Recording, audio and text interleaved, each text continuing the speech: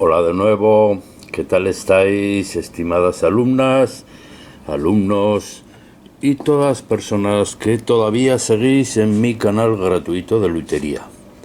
Bien, aquí estoy con mi nueva cámara, no estas, naturalmente. Estas son las dos anteriores, o sea, ya voy por la tercera. Bueno, pues es que aquí en el taller con polvo y bueno, y mucho que las utilizo, pues se van averiando. Y eso que la segunda la reparé con piezas de la primera. ¿eh? Ahora me he comprado otra igual para tener repuestos porque al final se averiará también y tendré que echar mano, pues eso, a las piezas de las anteriores. La última, la segunda, ya no pude repararla porque el zoom se volvía loco y no hubo manera. Y luego también fallaba el sonido. Bueno, total que eso. He tenido que esperar casi un mes a que me llegara la tercera.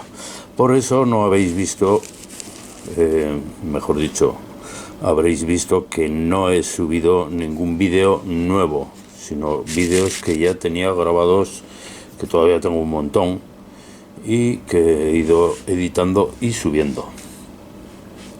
Bueno, pues este es un vídeo para comentar y aclarar muchas cosas sobre la vihuela. Resulta que un alumno pues me pidió si tenía plantillas de vihuela, que si se las podía mandar. No se las he mandado, simplemente las he subido a mi página web. En la sección planos las tenéis. Bueno, pues resulta que aparte de las plantillas, pues también quiero hablaros un poco en general de la construcción de la vihuela, ya que esto no va a haber vídeos de cómo se construye, por lo menos que veáis ciertos detalles importantes.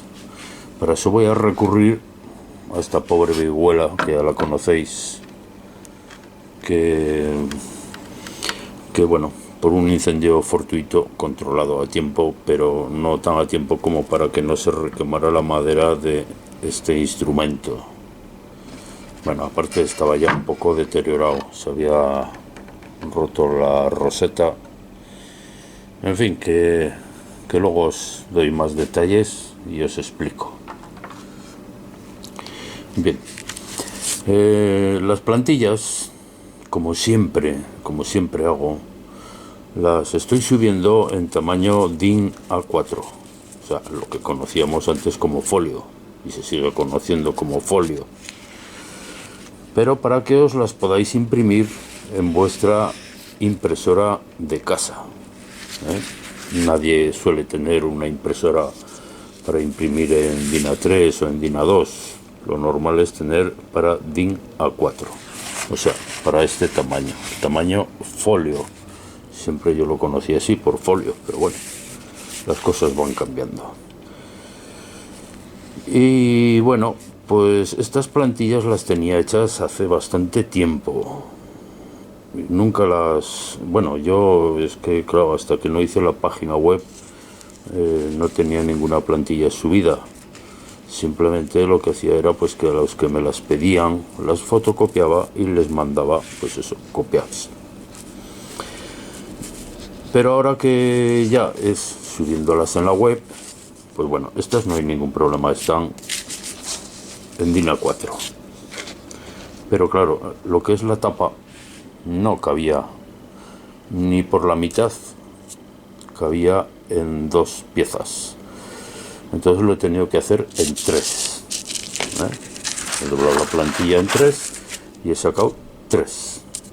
De tal forma que os las podéis imprimir y luego unir, tal como hago con las plantillas de guitarra, que hay un vídeo donde se explica cómo pasarlas a soportes más gruesos, porque probablemente os las imprimiréis en papel normal, 70-80 kilos, que es lo que pesa normalmente, es como se catalogan por 500 hojas de 70-100, si mal no recuerdo, lo que se llama una resma. Si queréis que os las impriman en cartulina, pues bueno, o en vuestra impresora, tendréis que configurar la impresora, pero no hace falta, porque es que mejor en papel, porque luego si hay que pasarlas a un soporte más recio, pues da igual. Yo tengo por costumbre en todas las plantillas, de hecho tengo que rectificar alguna de las que tengo, en poner el largo y ancho de los dibujos, de tal forma que así podéis verificar que la impresión os está saliendo al tamaño natural, que es como tenéis que tener que configurar la impresora, que salga a tamaño natural, porque yo las he escaneado a tamaño natural. Entonces, por lógica, os tienen que salir con las medidas que describo en las plantillas. Veis, por ejemplo, en esta pone aquí: medida, verificación, fotocopia, 28 milímetros.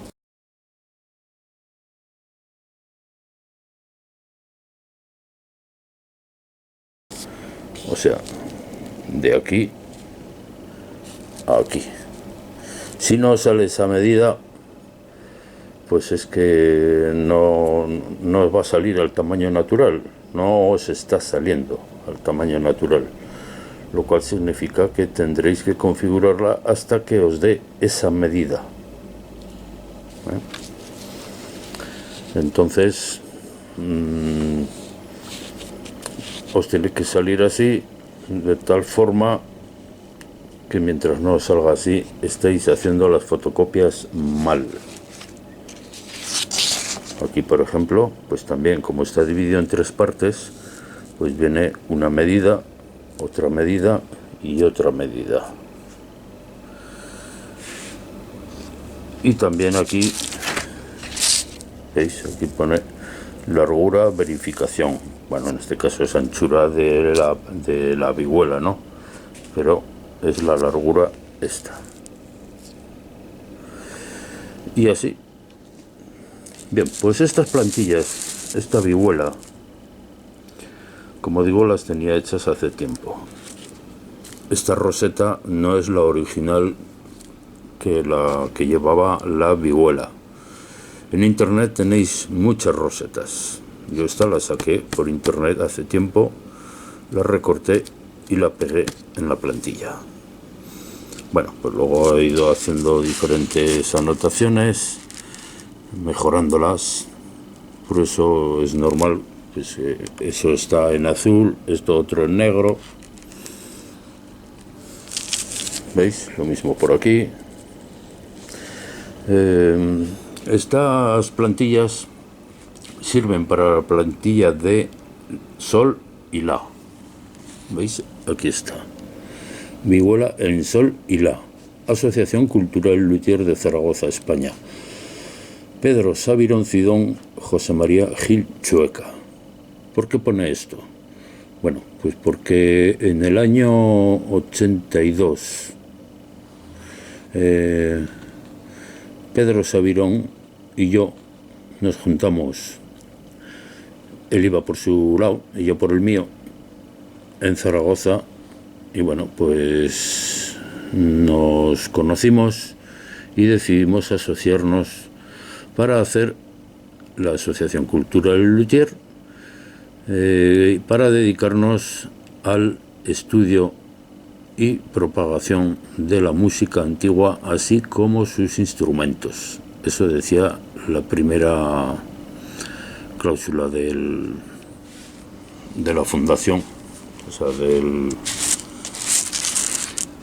título de... es que no me acuerdo cómo se llamaban. Bueno, había que hacerlo legal y... los estatutos, ahora me viene el primer artículo de los estatutos. Y bueno, pues lo que hicimos entre Pedro Sabirón Cidón y yo, pues fue una especie de simbiosis. Pedro era una persona muy culta, una cultura vastísima. Aparte, pues se había dedicado los últimos años a hacer instrumentos de música, pero todos de música antigua. Y como la viola de gamba, clavecines, o sea, instrumentos de teclado antiguo, clavicordios, espinetas. Y la cuestión es que yo de todos esos instrumentos no tenía ni idea. O sea, había oído hablar de ellos, pero no sabía cómo se construían, ni tenía datos. Mi tío, el que me enseñó el oficio de luthier, me enseñó a hacer violines, que era su especialidad. Guitarras, bandurrias y laúdes. Pero de estos instrumentos él no tenía tampoco ni idea. Y bueno, Pedro tenía mucho conocimiento, mientras que yo pues tenía mis manos con experiencia y mis máquinas, mientras que Pedro pues bueno, pues hizo muchas cosas, pero le faltaba experiencia con las manos y las máquinas que tenía eran pocas y no eran tampoco muy adecuadas y tampoco tenía muchas herramientas. Así es que por eso digo que fue una especie de simbiosis, porque unimos su conocimiento con mis habilidades y mis máquinas. Pedro tenía tanto conocimiento que yo cariñosamente le llamaba que enciclopedia con patas. Aparte de buen músico, pues había fundado un grupo, ya cuando nos conocimos ya se había disuelto, que se llamaba el Chicotén. El Chicotén es un instrumento del Pirineo aragonés y bueno, pues le llamaron así porque el disco iba dedicado a música antigua aragonesa. Tuvo mucho éxito y todavía se sigue escuchando. Entonces, el gran Pedro, aparte de su mucha cultura, pues era buen músico, hizo grandes cosas por la música y bueno, nos dejó un buen legado en Aragón y para todos. Bueno, pues este instrumento, lo que nos pasó fue, pues eso, en las investigaciones que íbamos haciendo, pues de este instrumento apenas teníamos datos. Pedro tenía muchos datos de otros instrumentos. De hecho, hicimos varios instrumentos, como laúdes barrocos, hicimos muchos arreglos de instrumentos antiguos, hicimos violas de gamba y una espineta. Lo puedo demostrar todo esto, siempre lo digo, Y bueno, pues arreglábamos instrumentos de ese tipo, pues a personas que se dedicaban a ello y claro, no había quien recurrir más que a nosotros. La vihuela, con los pocos datos que tenía él y los que fuimos obteniendo a través de revistas, pues fuimos sacando diferentes conclusiones. Entonces Internet no existía, ni se le esperaba. Se hablaba de Internet, pero no estaba funcionando todavía y ni sospechábamos que iba a llegar a lo que ha llegado. Entonces ahora, bueno, el gran Pedro Sabirón falleció joven, con 60 años, en el año 1999. Y entonces yo seguí, pues bueno, con todos los conocimientos que adquirí con él, que me han venido muy bien.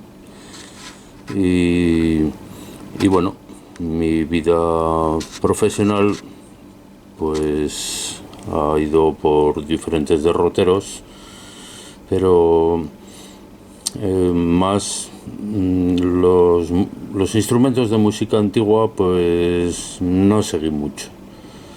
Algunas reparaciones, pero bueno, ahí quedaron los conocimientos.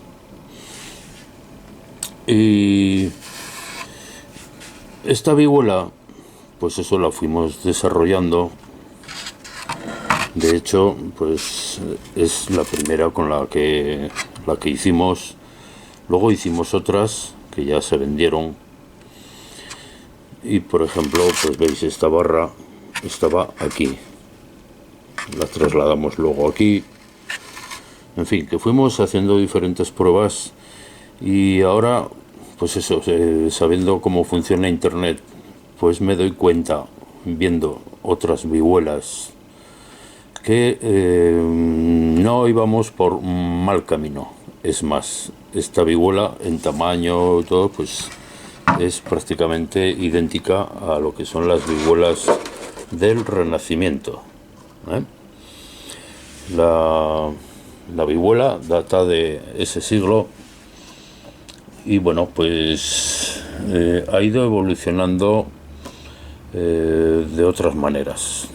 Quiero decir que, por ejemplo, la vihuela que se hace en México, en otros países más al sur, pues utilizan ya otra tensión, tienen incluso una forma parecida, pero no igual, se afina de otra manera, tienen más tensión, en fin, que ha ido cambiando. Esta es la vihuela renacentista. Y es a la que me estoy ateniendo exclusivamente en este vídeo. Este tipo de instrumento, como otros, pues bueno, pues aparecieron en América, pues cuando los españoles fuimos allí y llevamos, pues bueno, nuestra cultura también y por supuesto la musical. Y una prueba de ello es que, bueno, en el mundo se conservan solo 3 vihuelas de esa época. 2 en Francia, en 2 museos están, y una en la iglesia de la Compañía de Jesús en Quito, auténtica, de aquella época. Y bueno, lo mismo que evolucionaron, incluso surgieron instrumentos nuevos basándose en instrumentos españoles, pues también la vihuela ha evolucionado también. Lo que significa pues que bueno, este tipo de vihuela pues hay que, digamos, mantenerla como es y atenernos a lo que era la auténtica vihuela. Claro que nosotros, pues con las investigaciones que hicimos sacamos en conclusión esta, ¿no? Pero lo que digo, pues es casi idéntica a lo que he visto después yo por internet. Bien, esta vihuela pues tiene 12 cuerdas. Normalmente tenía 11, pero también había de 12, pero lo normal era de 11, o sea, una primera y luego las demás cuerdas dobles. Y claro, nosotros hicimos de 12. Dijimos, bueno, si se quiere usar a 11 cuerdas, pues bueno, solo es cuestión de luego manipular la cejuela. La única dificultad que podía haber era en el puente, que no se puede cambiar y claro, los agujeros están a una distancia. Pero bueno, la hicimos así, de 12. Exteriormente no teníamos ninguna duda porque Pedro tenía planos que había conseguido, pero interiormente no teníamos ni idea. no sabíamos exactamente cómo podía ser. Entonces, con arreglo a otros instrumentos que sabía hacer Pedro, pues bueno, pues fuimos sacando diferentes conclusiones. Entre ellas eso, las barras armónicas. Yo les llamo armónicas a estas barras, que son también las que irían en una guitarra, varetas, que se conocen como varetas en abanico. También se les suele llamar también armónicas a estas. Yo me inclino por decir solo armónicas a las que van las varetas en abanico. Bueno, así me lo enseñó mi tío y me quedé con esa costumbre y así sigo, ¿no? Pero bueno, podéis llamarla como queráis. Bueno, pues el grosor, altura, forma, todo está en las plantillas. Esta es doblada, no es tallada, es doblada y luego pegada ahí, claro. Nosotros hicimos la tapa de abeto, de pino abeto, y toda la caja y todo lo demás, bueno, y también el armazón interno, ¿no? O sea, todas las barras también de abeto, pero todo lo demás lo hicimos de ciprés, mastil, aros,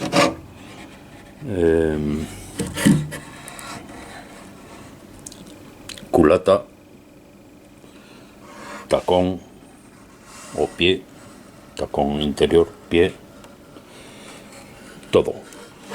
Y esto, el diapasón lo hicimos de nogal, un nogal antiguo, y también el cubrepala.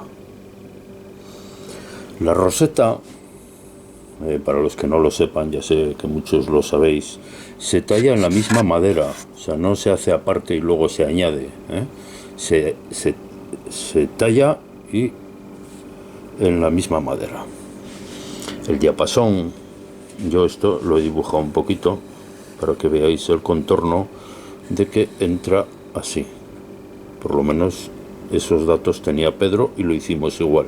Y la tapa entra un poco dentro del diapasón. El diapasón está al mismo nivel que la tapa. El alumno que me pidió las plantillas me hacía una pregunta que era que cuál era la distribución para la selleta y la altura, perdón, cejuela, la altura y la anchura que tenía que tener entre cuerda y cuerda, como son dobles, qué anchura tenía que haber. Bueno, pues yo lo he incluido en las plantillas. He hecho la distribución tal como recuerdo yo.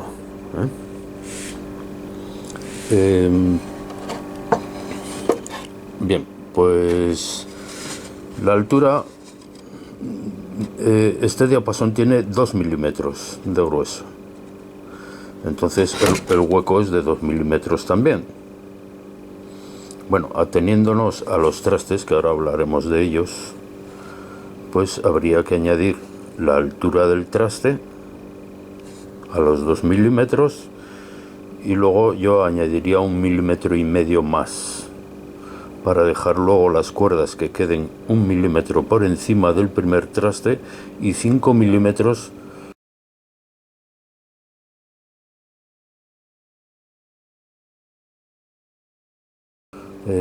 para la ranura, las ranuras para que mantenga la distancia, a la distancia las cuerdas.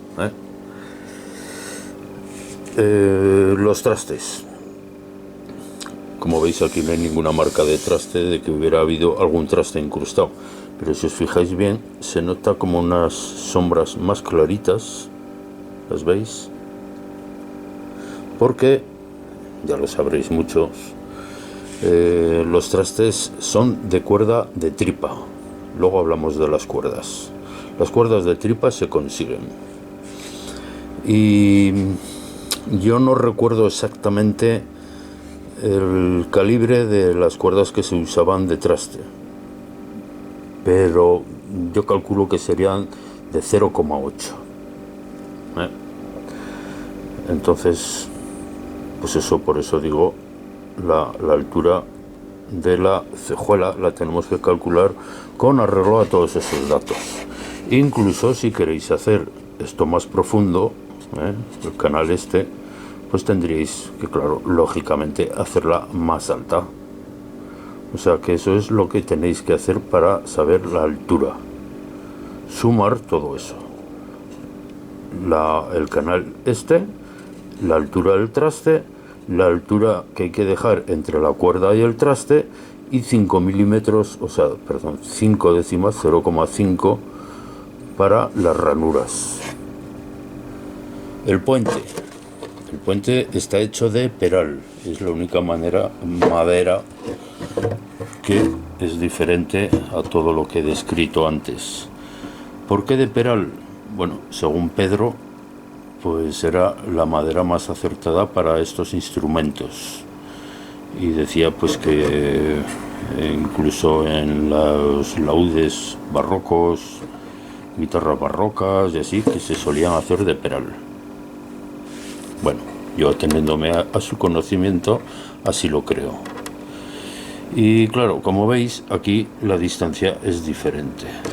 O sea, como en las guitarras, esto tiene una anchura, se va ensanchando poco a poco hasta llegar al puente, que es más ancho todavía. Lo cual quiere decir que las cuerdas, como en la guitarra y en las bandurrias y laúdes, se van abriendo. Otra cuestión es que queréis hacerle los agujeritos del puente.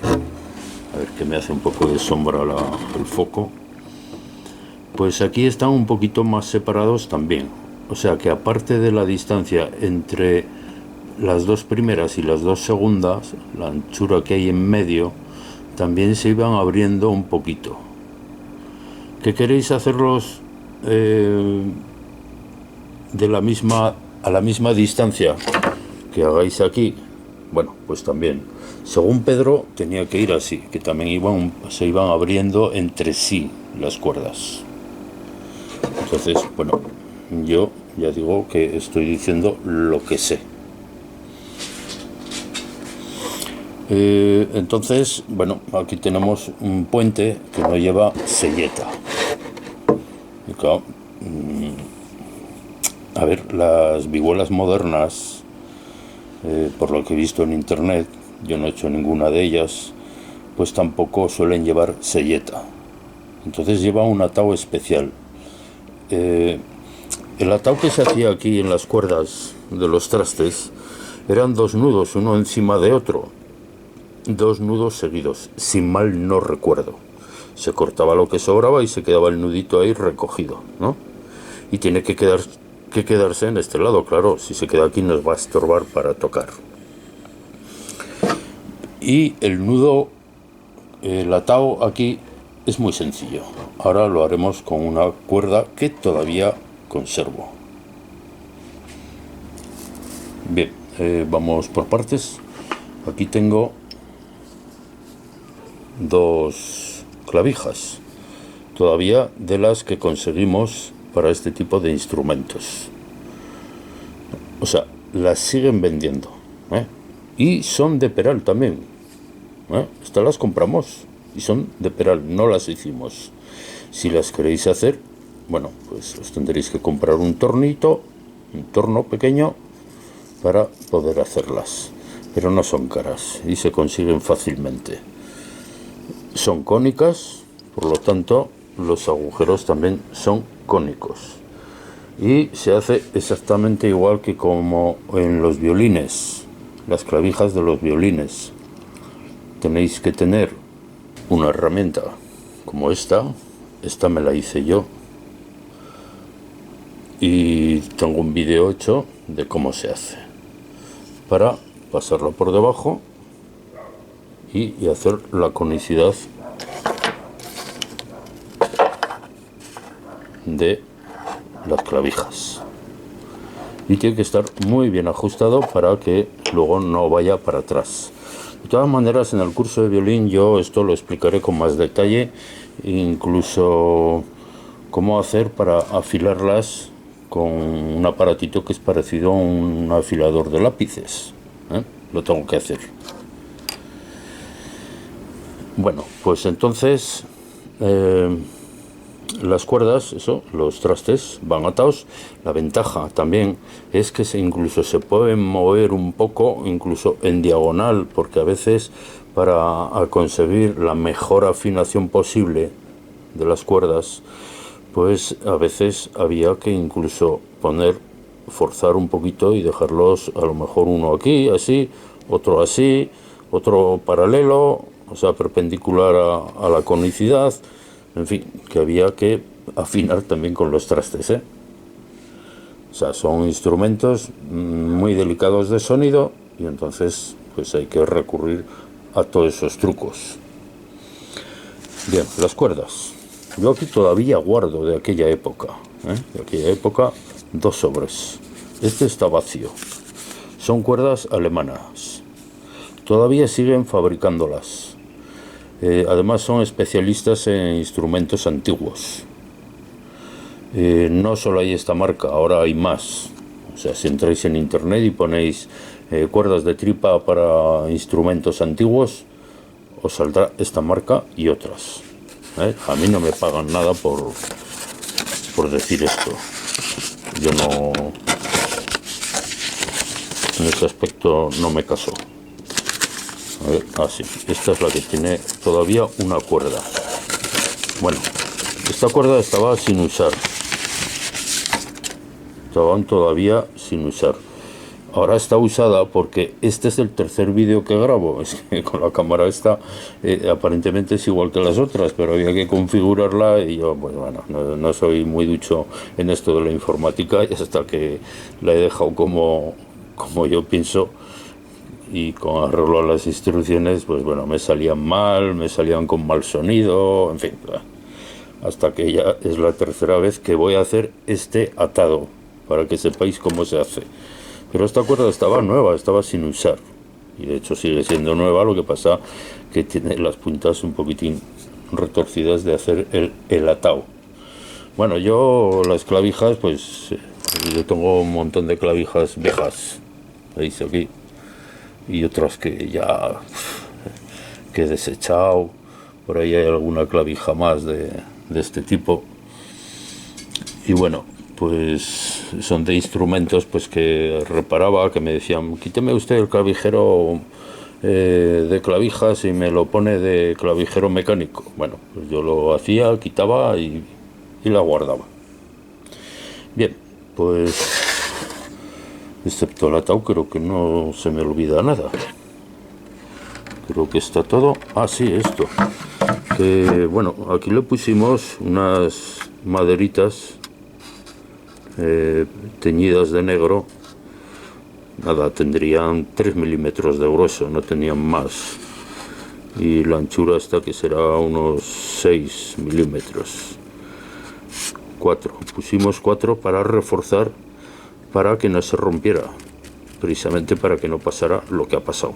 Pero bueno, esta ya pues ha ido conmigo a todas partes y al final pues ha acabado como ha acabado la pobre, ¿no? Luego hicimos otras, las cuales vendimos y ya no sé ni dónde están, ¿no? Bien, pues vamos con el atado. También la pala. Una cosa importante que se me olvidaba. Como veis, la pala va metida, ¿veis? De esta forma, en cuña. Esto está dibujado también, yo lo he dibujado para que lo vierais mejor. Y veis, luego el mástil se mete y va tallado así. Pero lo veis, ¿no? Cómo va. Esta es la forma típica de cómo se hacía. El barnizado. Esto ya lo habréis visto, si habéis visto el curso de barnizado, que yo hice unas pruebas con clara de huevo. y salió esto. Entonces hicimos, el barnizado se hizo así, con clara de huevo, que es como se solía hacer. Ya explico en el curso de barnizado por qué se usaba la clara de huevo. Porque estos instrumentos son muy livianos, pesan muy poco. Y el barnizado al fin y al cabo quita sonido del instrumento. Entonces tenía que ser algo que protegiera a la madera del sobeteo, sobre todo de la grasilla de los dedos. Y se daba clara de huevo, batida, en fin, ya lo explico en el curso, ¿no? Y entonces, pues de vez en cuando se le daba un poco para proteger el instrumento. Si se hubiera dado cualquier barniz más recio, más de más capa, pues se hubiera quitado sonido al instrumento. La clara de huevo, pues escasamente quita sonido y protege la madera. Bien, vamos con el atado. Una cosa que se me olvidaba es que nosotros construimos los construimos con cola blanca de carpintero. ¿Por qué? Pues porque, bueno, consideramos que iba a ser más fuerte, ya que no íbamos a poner peones. En principio no. Luego pusimos en los otros, que los hicimos ya con cola caliente, pero sí le pusimos, así como aquí solo lleva cola, como veis, lleva como se nota, le dimos cola para reforzar un poco. Luego en las otras con cola caliente le pusimos tela, una tela, evidentemente toda seguida, toda seguida en cada tramo, no íbamos a pasar por encima de las barras, ¿no? Entonces llevaba tela y en la tapa. Sin embargo aquí no, porque no se podía poner la tela, evidentemente. Quiero decir que no íbamos a poner la tela aquí en el aire y luego poner la tapa. O sea que aquí pues lo dejábamos así. No pasó nada, se mantenía bien, pero como la tensión más va en la tapa con las cuerdas, el puente y todo, pues por lo menos ahí sí que reforzábamos. Bueno, ahora sí, creo que ya no se me olvida nada. Y vamos con el atado. El atado que es, ya veréis que es muy sencillo y es muy parecido al que se hace en las guitarras, pero con una pequeña variación, un detalle importante, porque si no el instrumento no va a funcionar bien. Bueno, aquí tenemos la cuerda, como veis, está un poco retorcida aquí, y la otra punta también, porque primero usé una y luego otra, y ahora vuelvo a utilizar otra. Bueno, voy a hacerlo en este agujerito mismo. Entonces lo mismo que en la guitarra, se introduce un extremo, a ver si atino, ahí, y lo mismo se le da. Para las finas se les puede dar 3 o 4 vueltas, o sea, como si fuéramos a hacer un nudo, 2, 3, por ejemplo. Luego tiene que quedar trabada ahí también, igual que en las guitarras, se tira.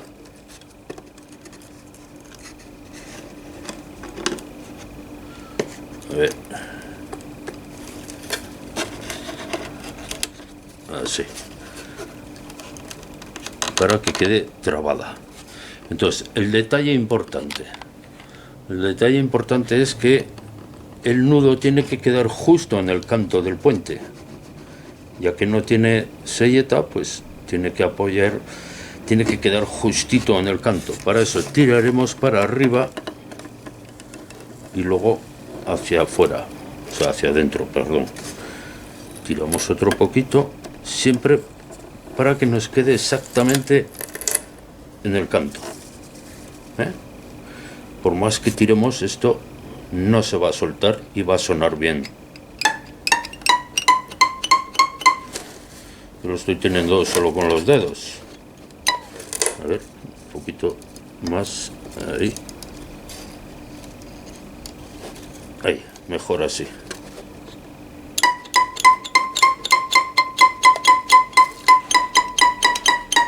Y como veis, ya así tiene sonido. Bueno, pues ese era el detalle importante, ¿eh? Que os tiene que quedar bien al canto, que no quede más bajo, porque entonces va a trastear, porque y aparte va a quedar a diferente nivel que las otras, y a la hora de tañer pues va a ser un estorbo que haya una cuerda más baja que otra. Tienen que quedar todas al cantito. Luego en las cuerdas más gruesas pues no hay que dar tantas vueltas, probablemente con una o con dos máximo pues se va a tener, pero siempre trabándola ahí, ¿eh? Como se hace en las guitarras. ¿Veis? Sencillo, ¿eh? No tiene mayor problema. Esta es una forma, esta es la forma que yo conozco. No sé si hay alguna más. Yo desde luego en la asociación es la que hacíamos. Sí. No, solo que en las gruesas pues eso, igual yo creo que no llevaba ni tan siquiera una vuelta, simplemente iba por abajo y luego se metía por ahí y ya está. No me acuerdo exacto, pero el ataúd sí que es así. Bueno, pues ya creo que ya sí que no se me olvida nada, y hasta la próxima y un fuerte abrazo.